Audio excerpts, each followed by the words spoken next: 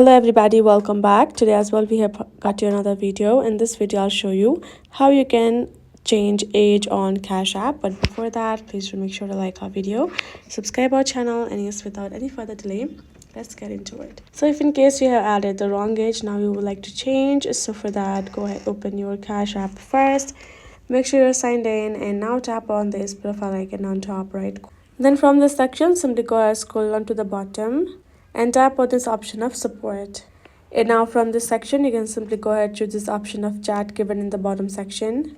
And now simply go ahead, chat with the Cash App support available. So you can simply write down the concern of yours that you would like to change your age because it is wrongly added.